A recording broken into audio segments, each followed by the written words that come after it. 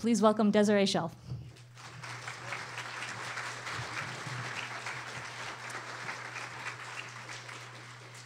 Thanks, guys. And this is the first panel of Women in Secularism 2, Faith-Based Pseudoscience. So what I'm going to do first is actually have our panelists introduce each other.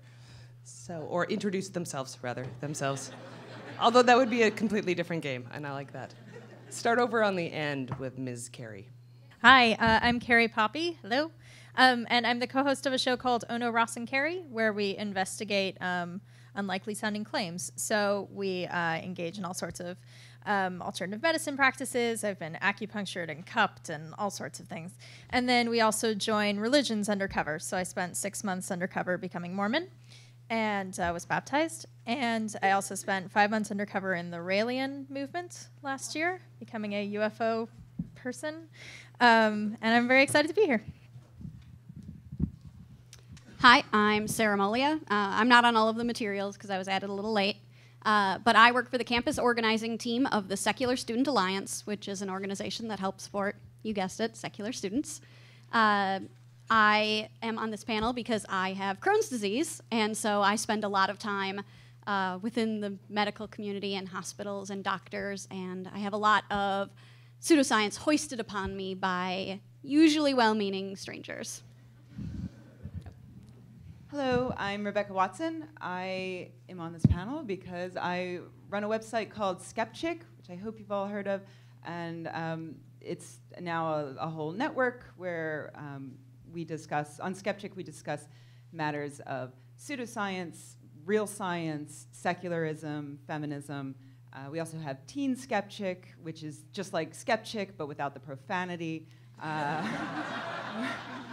We have Queerika, which is all about LGBTQ issues. We have Norwegian Skepchick. The woman who runs Norwegian Skepchick is here, actually. Represent. There she is. Yeah. Yeah, we are motivated, you guys. So yes, I run Skepchick, and I'm also on a podcast called The Skeptic's Guide to the Universe, where we also discuss issues of science and pseudoscience. Hello, I am Amy Davis Roth. I am the creator of Surly Ramics. You guys are all part of my art project right now if you're wearing one of my necklaces. I'm a longtime contributor to Skepchick, and I'm also the managing editor for our website called Mad Art Lab, which is about the intersection of art, science, and skepticism. Lovely. Thank you all for being here. So there might be some confusion about the title of this panel, I've heard, faith-based pseudoscience. Because faith can be kind of a tricky word. So maybe it's a good idea to actually have the time to break it all down. So we are going to be discussing the pseudoscience that stems from having faith in a higher power and on the pseudoscience whereby you believe something is good for you for no actual good reason and with no evidence behind it, which actually sounds like kind of the same thing. So you see where we're going here. So what we're going to do is try and look at the deeper similarities between the two kinds of faith-based pseudoscience. So let's throw this out to the panel. What do you guys think that faith in religion, or faith in religion and faith in alternative health treatments, like homeopathy, for example, and maybe anti-vaccination have in common? You want me just to jump in? Do it. All right. Do it. I'm going to give you guys a really quick example of something that is pseudoscientific that works primarily because people believe in it. And a really good example I've found is homeopathy. So I'm going to come around the front really quick to show you guys what homeopathy is and how it works. So homeopathy works on this principle that like cures like. So what you would do is you would find the symptoms that you're trying to cure in a sick person. So say you have someone that has symptoms of nausea and they're projectile vomiting. So you want to cure that person, right? So you find a healthy person and you find something that in a healthy person would cause those same symptoms. Okay? You following me along? So what would work? Maybe cyanide, some sort of poison, right? So you take poison.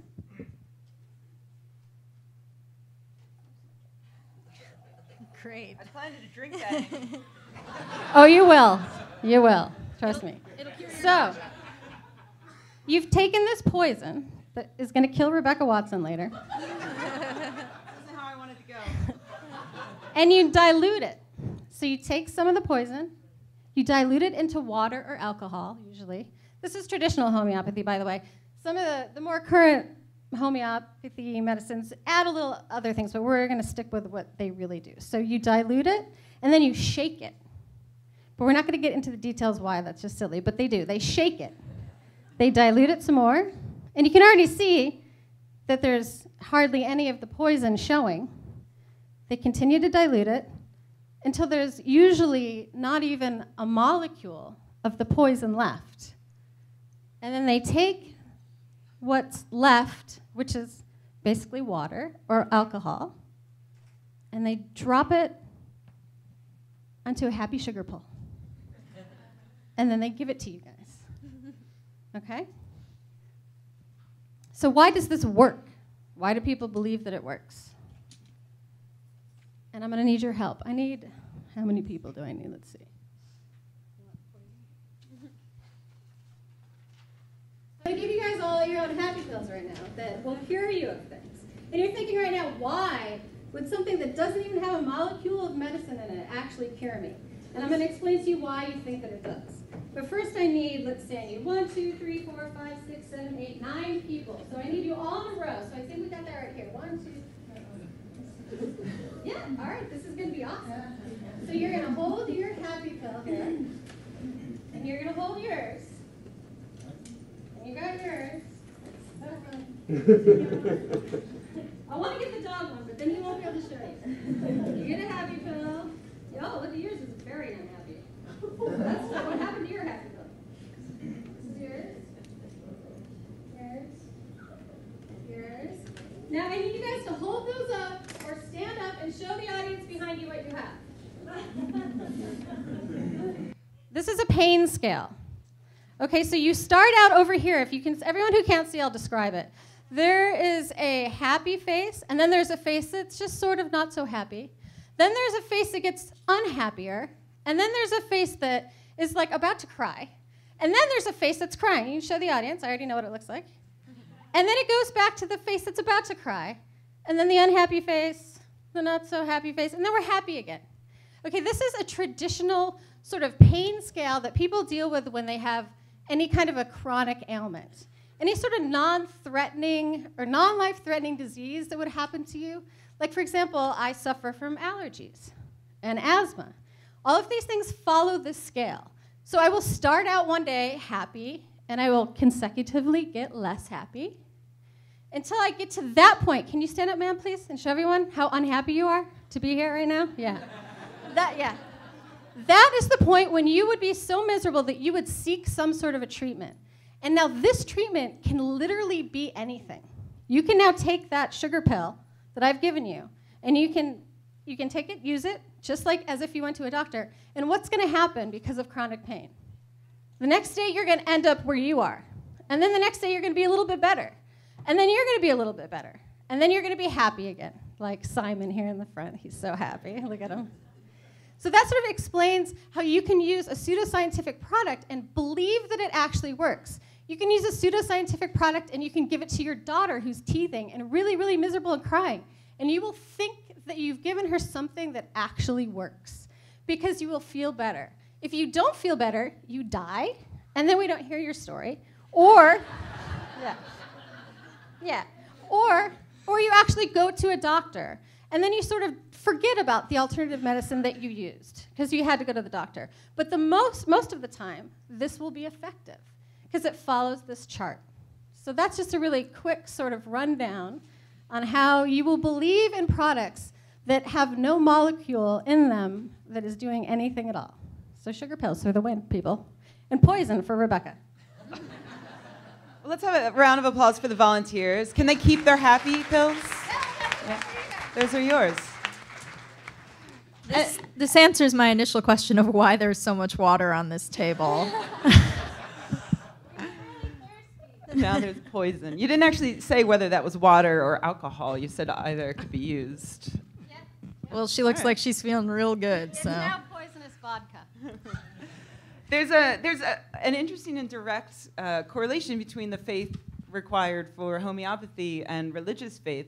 I don't know how many people are aware of this, but homeopathy began in Germany with Samuel Hahnemann in the 18th century. And it came to the United States and got popular mostly because of Mary Baker Eddy, who started the Christian Scientists. What's it called? The First Church of Christ Scientists, I think that's the full name. Yep. But yeah, so the Christian Scientists don't believe in medicine. They believe in praying away the illness. And but they do support homeopathy, and that's how homeopathy spread through the United States, was through the help of religion. Yeah, and it was also at a time when they were doing mostly bloodletting. So like the best thing that you could do for any major illness would have someone drain the blood out of you. So something like homeopathy was like a great alternative. You were much more likely to survive if someone gave you a sugar pill than if someone sucked all of the blood out of you. So it was very effective. It's just weird that it's sort of stuck and it's very pervasive in our culture that it's still around. It's just a very sticky idea. I think a lot of people don't realize that homeopathy has no active ingredients in it. They think of it as herbal medicine. It sort of sounds like homemade, but that's not what it stands for. So people think that there's an active ingredient in it when really there's absolutely nothing at all. It's just all belief. You have to believe that it works. Any other parallels between alt health and a belief in God? Yeah, with the alternative medicine practices and the other unlikely claims that Ross and I go and investigate, a lot of the times unexpected people will be very religious. Palmists, homeopaths, and so on will have pictures of Jesus in their rooms and whatnot. And that always kind of surprised me at first, because when I was religious, all those kinds of things were really poo-pooed in the church. That was all evil. But there's this sector of Christians who think that that's all just sort of God's mystery. And I think God's sort of the ultimate stopgap of looking for an explanation for your unlikely claims. So you start out explaining to the patient that, to use Amy's example, like cures like, and if they don't buy that, you say, oh, okay, well, water has memory. And, you kind of keep giving them these explanations that seem less and less easy to wrap your head around, and therefore harder to dismiss. And then eventually you just sort of devolve into like, okay, well, look, God does it, so just deal with it. And so I think that religion sort of is this catch-all for that situation where it's the ultimate place you can go and say, we don't need an explanation because God. Yeah, and it's interesting you mentioned that sort of stuff was poo-pooed, and I had the same experience. I grew up Baptist, and even things like meditation but any sort of alternative stuff, New Age, was seen as the work of the devil. But in a way, that's also validating that stuff as being real. Like, it's real, it works, it's evil, but it works. And it's pretty much almost the same as saying it's good and it works. You're still saying it works.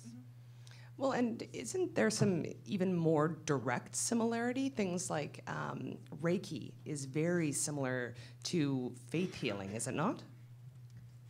Yeah, I mean, they're virtually synonymous. So faith healing is more of a catch-all term for any sort of healing that you might do where you're not even using an agent. You're just waving your hands over someone, or you're praying for them. You're not handing them a pill or waving a feather over them, I suppose.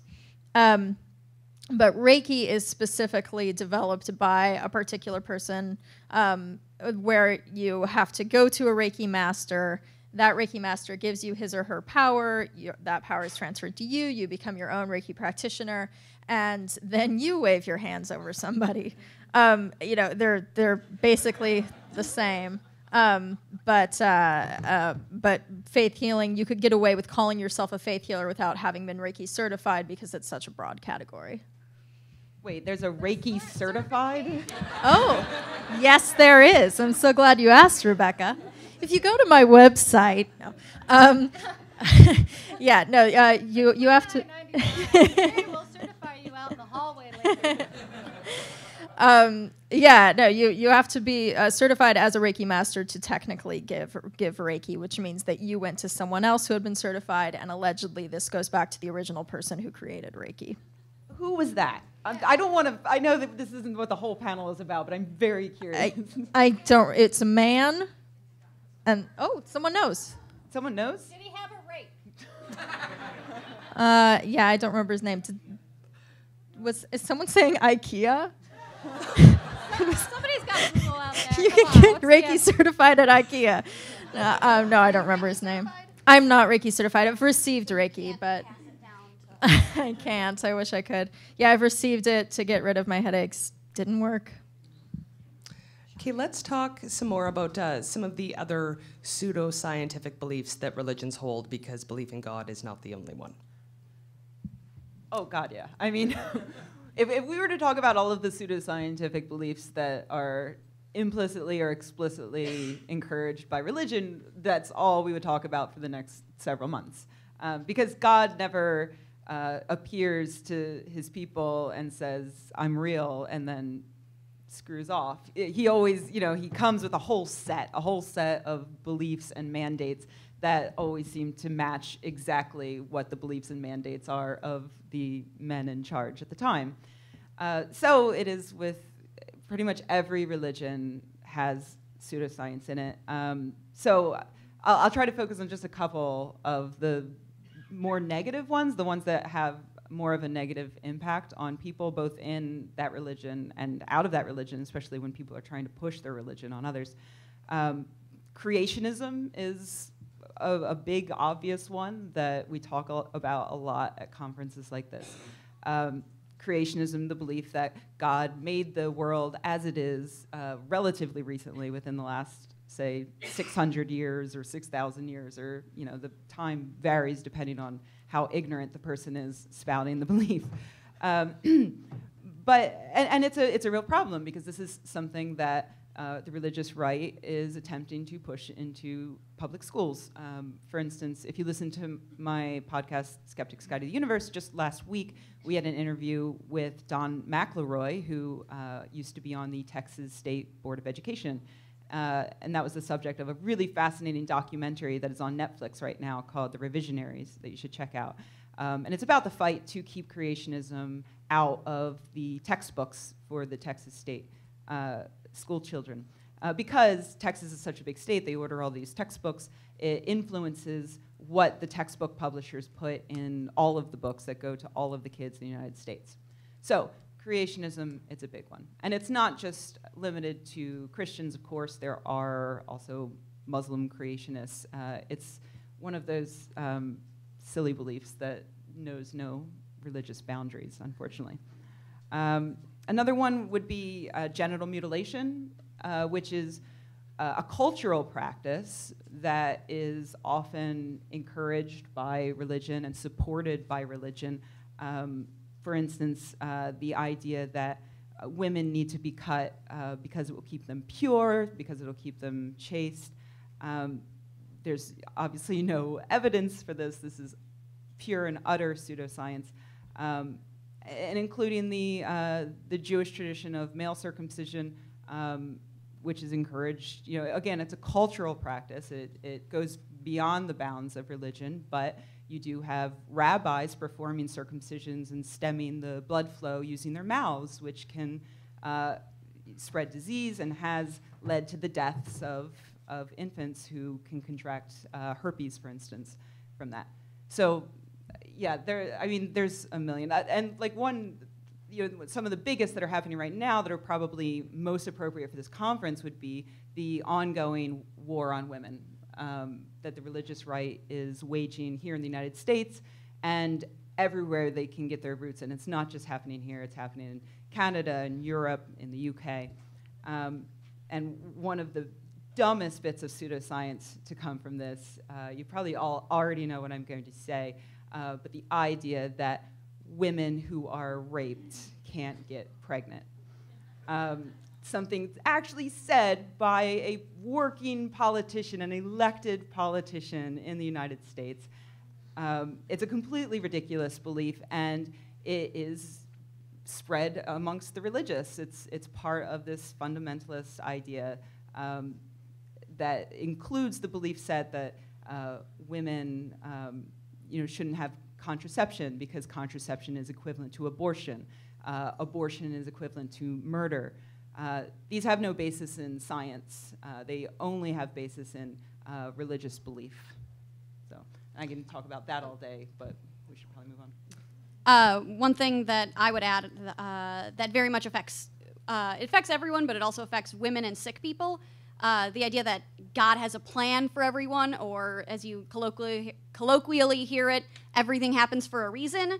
That's a really awful thing to say to someone who has a terrible disease.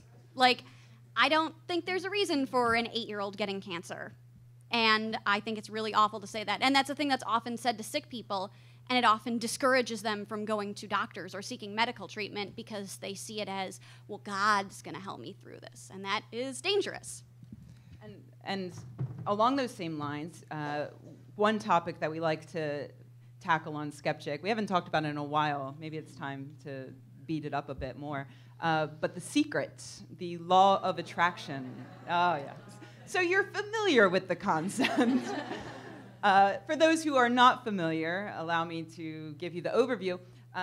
The law of attraction, it's more of a theory, really, but more of a failed hypothesis. The law of attraction states that you can have anything you want in the universe so long as you pretend that you already have it. And if you pretend hard enough, the universe will give it to you. One of the things they recommend is creating a vision board. This is a collage that you make out of poster board. You cut pictures out of the magazines of the things you want, like, well, mine would have like a unicorn and a keytar and David Tennant. I think I was doing this in my adolescence unwittingly because my whole room was covered in pictures of Matthew Perry. Yes. Okay. But did you act as though he was already your boyfriend? I did think about the fact that I would be Carrie Perry and let that go.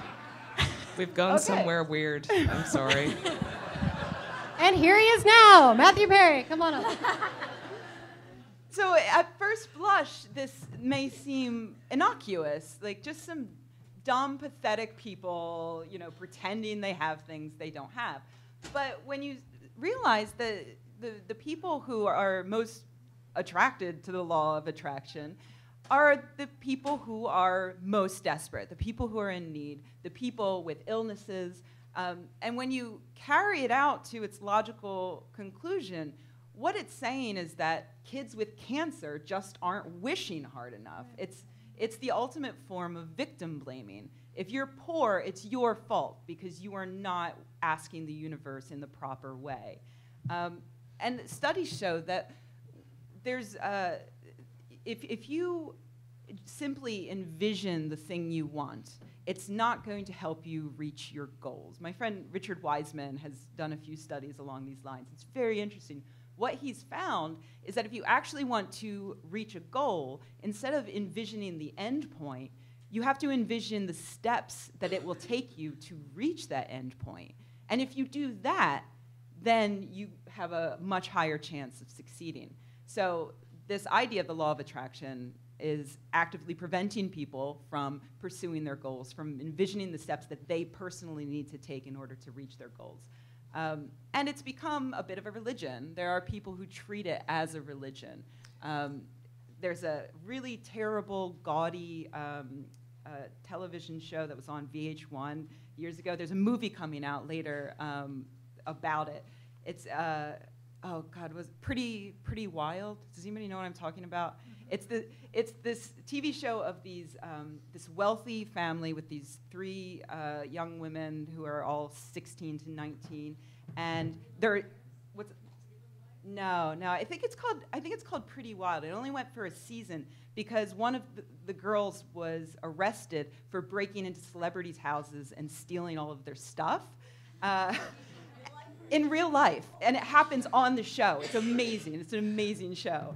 And so, yeah, they're coming out with Sofia Coppola has a film coming out about it later. Bling Ring is the movie, yes. And I think the show is called Pretty Wild or something like that. Anyway, I'm telling you this because if you watch the show, the family, the mother, uses The Secret. Like that is, she homeschools her kids and teaches them The Secret. The Secret informs all of their lessons. And so you can see how well that turned out. But this is a damaging philosophy that's being used as religion, and it's pure pseudoscience. And this is what I want to talk about, the idea of what's the harm? Because there's such a variety of different faith-based pseudoscience, from religion to secular, but they seem to have different levels of harm associated with them. Now, would you say that that's true, that there are different levels of harm, or do you think any kind of belief in any kind of pseudoscience should be stopped or prevented or whatever you might call it? Really quickly, is The Secret like the underpants gnomes? Like step 1, steal underpants. Step 2, question mark. Step 3, profit. Is that ultimately what The Secret is? Because I think yeah. Yes. Yeah. Okay. All right. Yeah. We can answer your question, or we can whichever. just chat. It's fine. I think that there are definitely levels. I think that if you have a friend who detoxes and she doesn't eat anything for a week and she's normally a healthy person, she's not going to kill herself. And, she'll probably feel better, like she took some sort of weird control over her life. But I think that sort of thing builds upon itself, and when that person gets, sort of this positive response from society that she's doing something good for herself, she's going to internalize that, and then she's going to believe that there are actually toxins all over the place. And it builds and builds, and then people share these stories, and Susie looked really great after her detox. It's good that she did that. And so then Mary thinks, oh, well, maybe there really are toxins in the air, this brick of cheese. Maybe I should be afraid of what my doctor's telling me, which is something different. Maybe then I should be afraid to go to a real doctor. So it sort of breeds this sort of anti-science mentality, which is something that we really need to fight against. I think it also depends on, are they using alternative medicine in conjunction with going to the doctor, or are they doing it instead of going to the doctor? Because one is more harmful than the other, I think. I think we also need to think about the secondary harm of things like we're killing sharks because we want to put powdered shark fin in this magic pill that's going to make you have erections for longer. Stuff like that. I know most people aren't a huge animal rights activist always, but I think you don't want animals killed for literally no reason. Right, a story's been circulating again. It's an older story, but Carrie probably knows about it. I think it's the white rhinos that are now completely extinct because of these sort of herbal medicine treatments that are derived from them. Yeah. And to expand on something Amy said, I think we would be remiss not to acknowledge that obviously there are levels of harm, and we can look just like fist shakers if we don't admit that. But that said, you can't underestimate how something that has very little harm to you might have drastic harm to someone else when you're spouting it. And the first thing I think of is when I did my Mormon lessons, they taught me that there was no such thing as intersex people, and that God assigns gender to everybody. And so if you're born with male or female genitals, male and female genitals, that he makes it very clear which of those sets you were supposed to have, and that you should act accordingly. He could have made it clearer. Yeah, I know. And actually what's amazing is that I had this conversation over and over with Mormons who had never heard of intersex people. They didn't know what I was talking about. They thought I was making it up. So anyway, obviously this has a sort of tepid effect on most of the Mormons. Maybe they have some out of the gender box urges that they have to suppress. But for all those people who are born into the Mormon church who are intersex or, God forbid, aren't heterosexual, it has drastic effects for them. So for the average Mormon who's walking around saying like, yeah, but it doesn't hurt me very much, just by sharing that information and validating it, it can hurt someone else, quite drastically.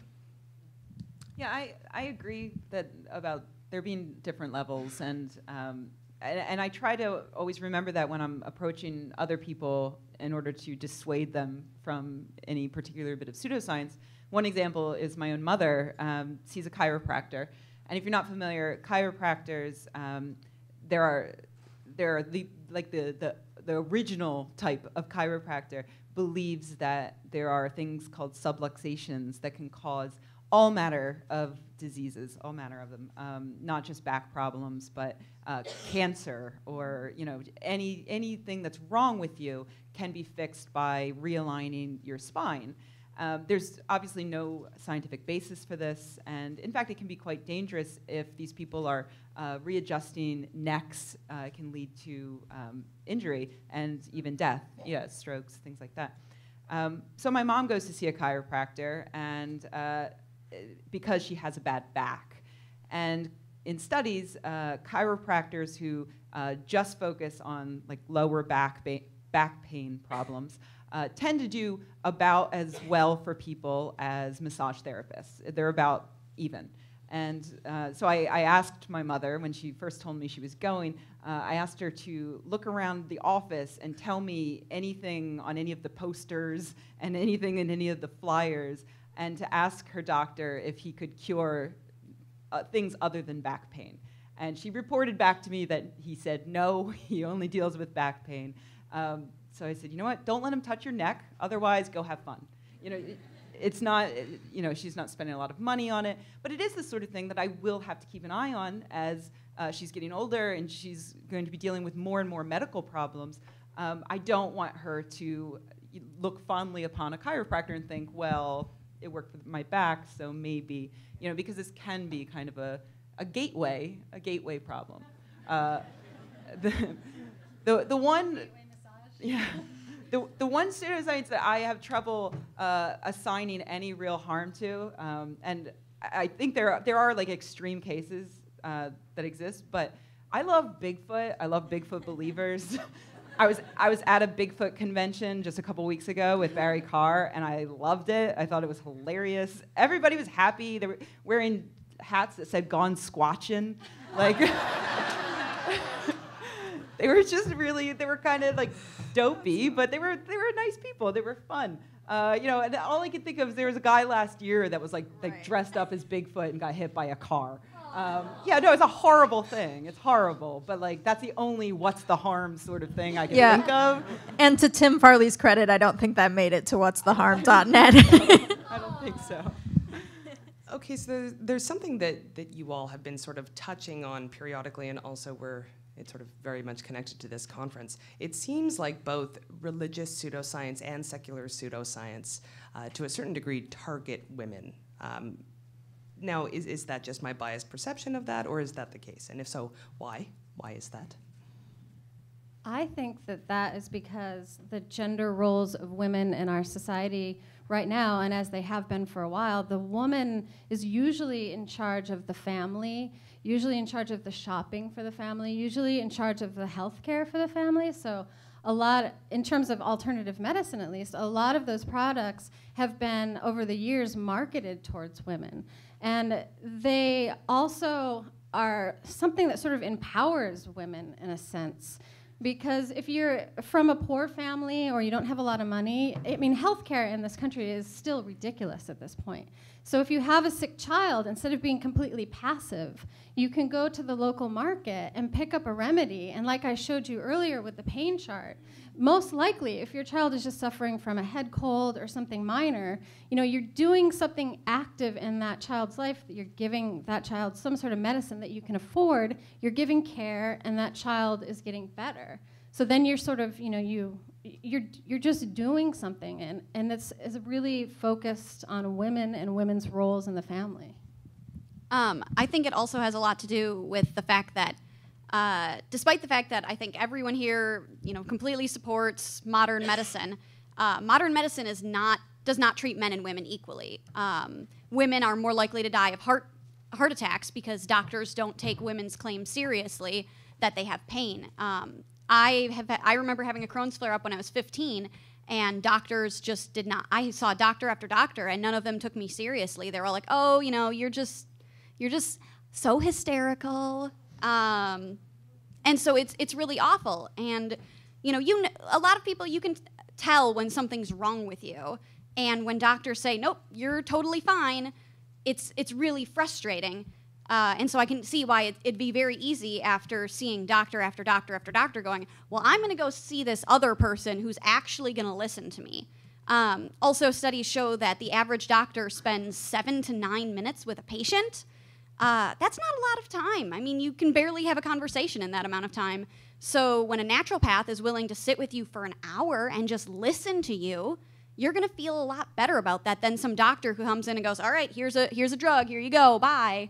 And so a lot of things is that I think we need to empower women to speak up to doctors and say, no, you can't just ignore me. You can't push away my claims. There is absolutely something wrong. I want you to run a test.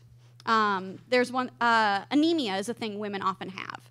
And if you Google it, low iron anemia, the #1 thing that comes up says periods. Women have anemia because periods. It's not like we have been having periods for millions of years, and what it is there's study after study that shows that most women with anemia actually have a GI bleed, which is a very serious condition. But when doctors are saying, no, it's because you got periods, it's very easy to dismiss and easy to ignore those problems. And so I think we need to educate women and empower them to speak up and say, no, I want a test done to make sure that it's not a GI bleed why I have anemia, and other things. To build upon the idea of pseudoscience as being marketed as empowering for women, there's a talk I give sometimes about women's intuition, which falls into this exact category. Women's intuition is often explained as women's other way of knowing. Men have logic and reason. Women, we don't have any of that, but that's okay. We don't need that because we have this magical way of just knowing stuff. And women's intuition, to me, it's always been sort of presented to me as something I should be really proud of, something that I should find power in. The problem with that is when you find empowerment in something that doesn't exist. And I think a really good example, in the talk I give, I talk a little bit about Jenny McCarthy, who, so you're familiar with her. For those who aren't, Jenny McCarthy is one of the biggest advocates for quote-unquote safe vaccines, by which she means 0 vaccines. She spreads the misinformation that vaccines cause autism. They do not. Every scrap of scientific evidence we have shows that it does not. But that doesn't stop her. She has a son, Evan, and when Evan was very young, Jenny probably doesn't want people to remember this. I will never forget it. Jenny believed that Evan was a magical angel being with psychic powers called a crystal child, and that Jenny herself was an indigo child, and these are also magical beings who give birth to psychic babies. And there was a whole website called indigomoms.com, and where there are angel therapists and people just talking about their kids and how their kids are obviously angels because they're blonde and blue-eyed. It's weirdly racist somehow, but also because they don't get along well with other kids. They're just jerks, but that makes them angels. But what ended up happening was eventually, you can't find that website doesn't exist anymore. And what happened was that Evan was diagnosed with autism. And so the crystal child stuff went away, and in its place, Jenny began advocating for dropping vaccines because she believed, against all the evidence, that vaccines caused her son's autism. And she believed that also against the word of her own doctors. She had to go out and find other doctors who would agree with her about her stupid theory. And so an illustration of how this ties into empowerment and intuition is that Jenny called what she did being a tiger mom. She wasn't going to just sit back and let the experts tell her what to do with her son. She knew what was right for her son because she's a mother. She has this innate sense what is wrong with her son and why and how to fix it. And the editor of About.com's autism section years and years ago wrote what I thought was a really great editorial on the problem with this. Mary Jo Pell, I think was her name. Her name is escaping me, sorry, but she has a child who is autistic, and she writes about how a friend of hers asked her why she doesn't behave more like Jenny McCarthy, why she doesn't stop giving her kids vaccines, why she doesn't change their diet. Jenny McCarthy believes that she's cured her kids' autism with diet. And the About.com editor writes that when she learned that her kid was autistic, she didn't feel that tiger mom instinct. She felt scared and confused and just terrified. And so she did the research that she could. She talked to the doctors. She eventually made a decision to trust the doctors. And she writes about how that makes her feel almost like less of a woman, like less of a mother, because she didn't have the superpower that Jenny McCarthy was claiming to have. So that's the problem with presenting magical powers as empowering to women, because when women look for those magical powers, when they need them most and they find them not there, that's the opposite of empowering. And it's why, I and everyone I think on this panel argue strongly for empowering women through science and education and encouraging women to be more skeptical and to stand up and to fight for themselves and to not be dummies. I was speeding up and then I hit the wall. We'll put that on a T-shirt. Also, to bring that into more focus, what Jenny McCarthy's done by spreading this false information is she's, successfully managed to kill a bunch of people indirectly, I guess you could say. But just last week in Orange County, another baby died of whooping cough because people aren't getting vaccinated and adults aren't getting their booster shots. And this is all, building on the stuff that we've been talking about today, this fear of toxins. There's these scary toxins that are in these vaccinations, and it's not true. So everybody in this audience, when you have a chance, go back home, get yourself a pertussis booster shot and save a baby.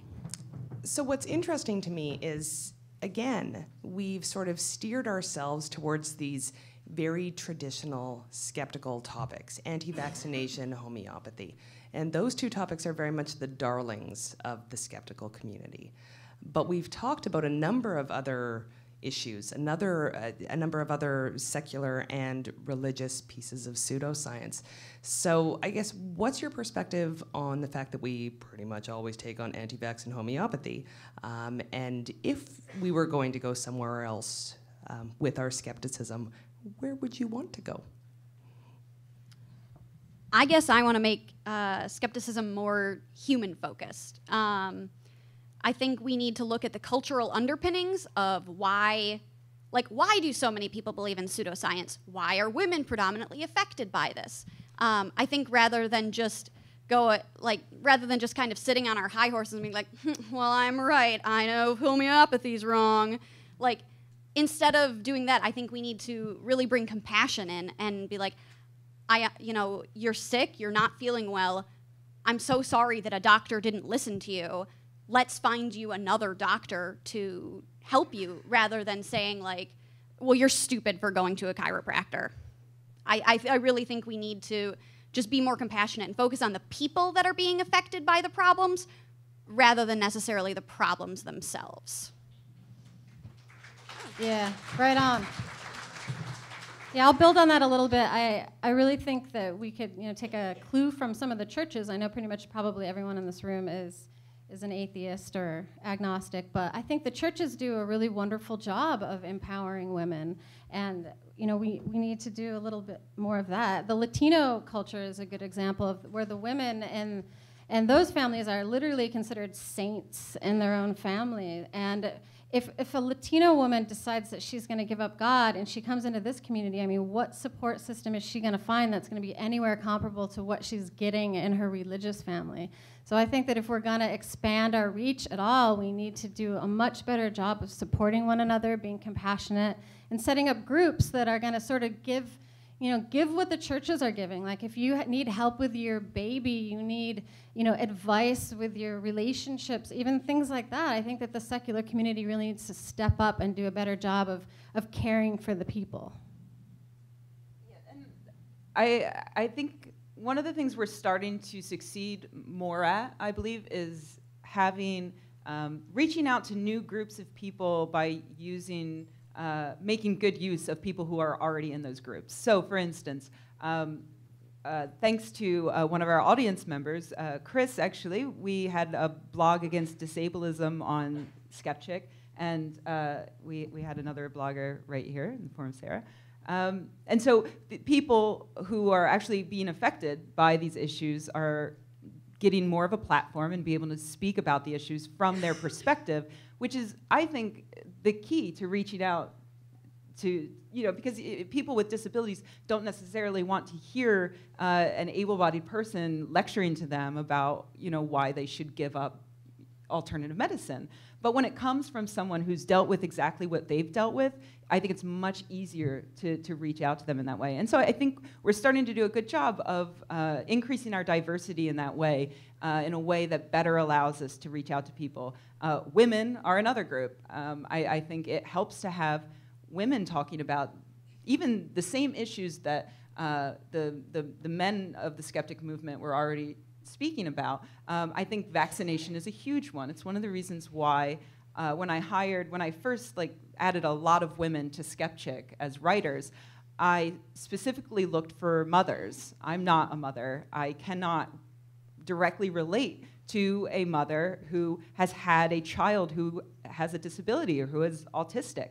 But Elise Anders can blog very well about what it's like to be a mother and to deal with these problems head on. And I think that she's done a fantastic job of getting vaccination information out to parents in a way that I never would be able to. So I think increasing our diversity in talking about all of the issues we talk about, but doing that will also increase the number of issues we're talking about. It allows us to grow. It allows us to spread critical thinking in a more effective manner. And I want to jump in really quick and say that there's sort of this idea that when we talk about wanting to, spread out the diversity and talk about more things, that it's somehow going to dilute what is skepticism or what is atheism. And that's not going to happen, because you can have groups focused on all sorts of different things. You can have a group that focuses on Bigfoot. You can have Bigfoot conferences. You can have your squatchy hats. And yeah, there's room for everybody. And if there's something out there that you're interested in, then absolutely speak up and start a group and look at it from a scientific worldview. And there's room for all of us. I think, yes. Yeah. I think that one of the reasons that homeopathy is such a darling of the movement is that it's hilarious. Yeah. And we have our head wrapped around what the scientific or pseudoscientific claim is there. It's funny. We know it's not true now. And you can kind of follow the steps that this pseudoscientist took to get there. And it's a fun journey. But with other things like we talked about Raiki earlier, it's just sort of like, oh, you wave your hands over someone and they get cured. I mean, that's not all that interesting.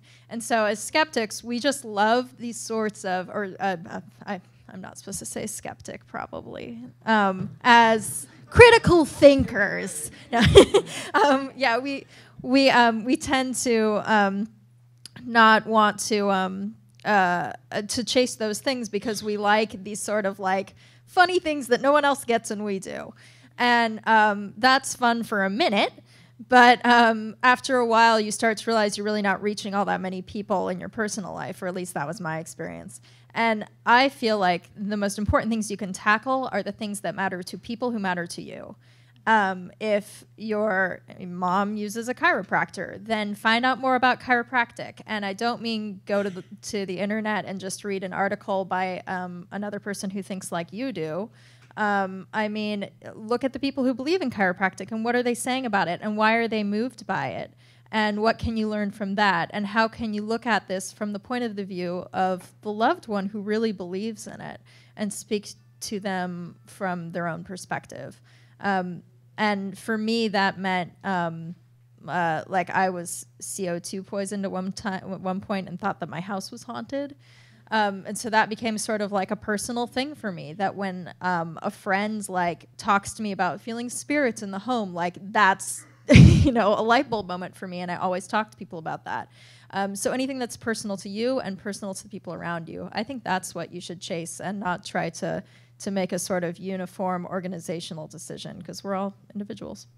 And just to sort of tie this stuff back into the conference as a whole, something I've been banging on about for years now is trying to get more skeptics actively engaged in fighting the pseudoscience in the war on women. Because what the religious right is doing right now is, you know, they're using misinformation, they're misusing science, and it's having a very direct result. You know, they are going state by state, limiting women's rights. And it's something that to me, it's just so obviously overlaps with the goals of the skeptic movement. You know, the idea that we need to educate people about science, that we need to stop the spread of pseudoscience. It's right up that alley. And it's one way we can have a huge impact, because right now, you know, there are feminist groups that are fighting very hard for this. And I've always hoped that more skeptic groups and more secular groups will get more involved. And you know, admittedly, there are several humanist and secular groups that are dipping their toes in a bit, and I hope it continues. I hope they continue to fight hard for women's rights. I also think part of the problem with our movement is that what we like to do is we like to consistently cite, you know, well, science, you know, studies say this and data says this, and that's hard to relate to somebody who isn't very educated or somebody who isn't very interested in science. And I think a lot of secularists have a knee-jerk reaction to the word holistic, because it usually is code for, you know, natural or something else that's pseudoscientific. And I'm really mad that, you know, pseudoscientific people have co-opted the term holistic, because there is a lot to say that caring for a person rather than a disease is a big deal. Like, having a disease is really scary. I mean, I've had a couple surgeries in the last year. It's really scary when somebody comes in and goes, okay, so what's your living will? You know, if you die on the table, what do you want us to do with your body? Like, that's really scary, especially when you're young. And so it sucks that sometimes doctors aren't the ones who are there, you know, who want to come in and hold your hand and say, like, it's going to be okay, or if, you know, it's not, we're going to do this. I think we really do need to focus on the whole person. And I know patient-centered care is now becoming a thing within the healthcare industry, which I'm really glad about, because, you know, we are people. And it's hard when you're just saying, like, well, your disease is treated this way. Like, treat the person, not the disease. And I really think we need to focus on that. All right, and with that, I've noticed that Lauren has a massive pile of audience questions. So let's have a round of applause for the panel first.